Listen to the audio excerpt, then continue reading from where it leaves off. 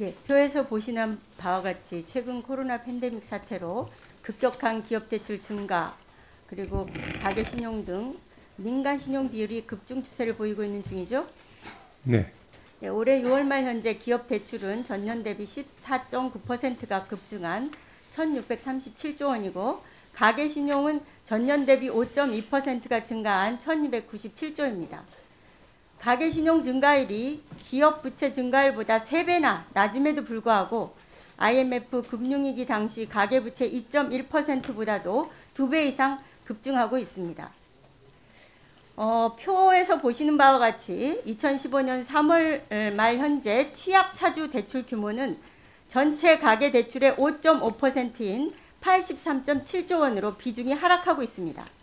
개인 사업자 대출 연체율도 낮아지고 다중채무자 비중도 2017년 이래 하락세를 보이고 있습니다. 또 저신용 가계는 5% 이내, 저소득 가계는 10% 내를 대출해주고 있습니다. 맞지요?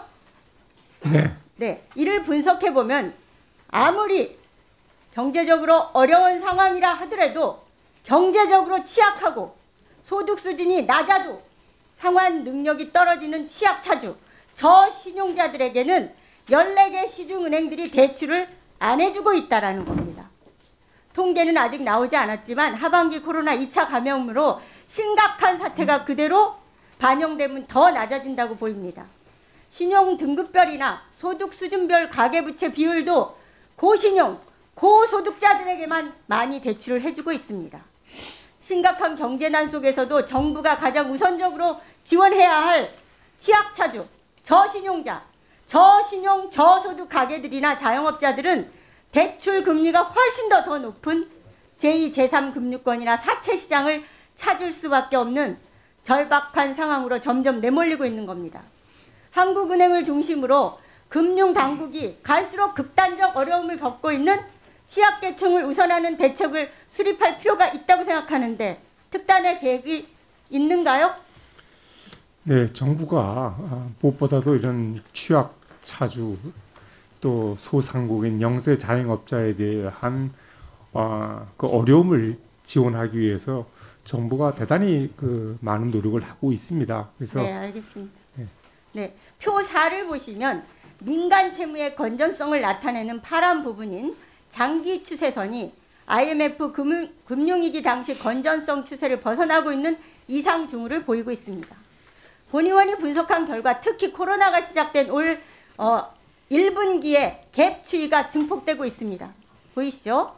코로나 사태로 기업 실적 부진이 심각하고 재무 건전성이 악화되고 있음은 주지의 사실입니다. 그런데 가계나 개인 대출과는 달리 기업 대출은 신용평가를 기반하고 있지 않고 있습니다. 9월 말 현재 벌써 기업 지원이 175조 원이라고 기재부가 밝히고 있고요.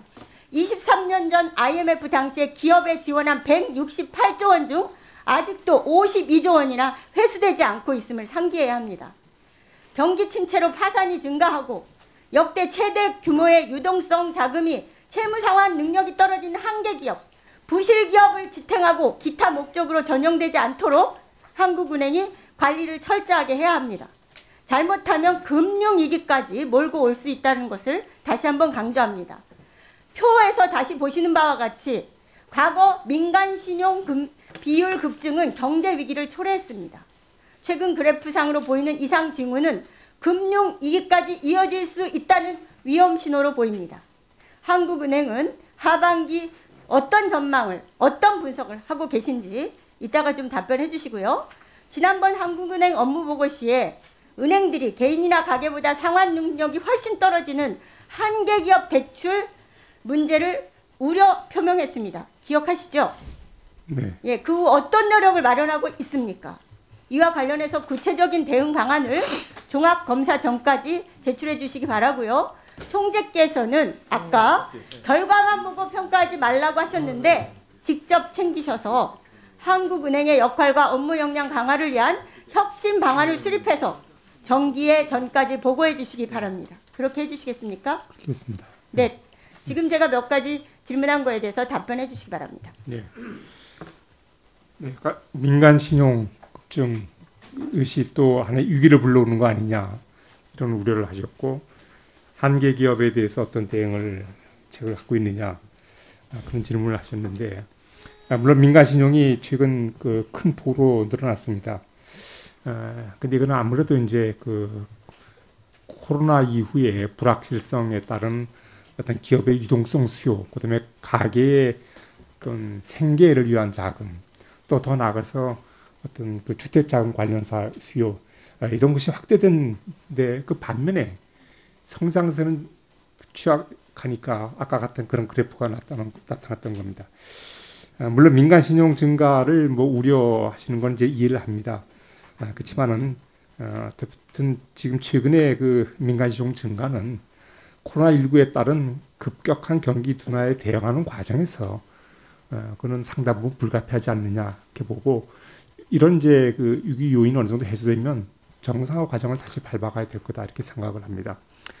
한계 기업도 역시 우려되는 바입니다. 한계 우려되지만은 지금 한계 기업의 구조 조정을 지금 나서기에는 지금 경제 상황이 녹록치 않으니까 그 저희들이 그런 문제를 인식하고 있습니다만은 지금 그걸 서둘러 이렇게 한계 기업을 막 속아내는 그런 일은 조금 저희들이 신중히 접근해야 할 필요가 있다 이렇게 생각합니다. 네네. 그건 저기 그렇게 하도록 하겠습니다.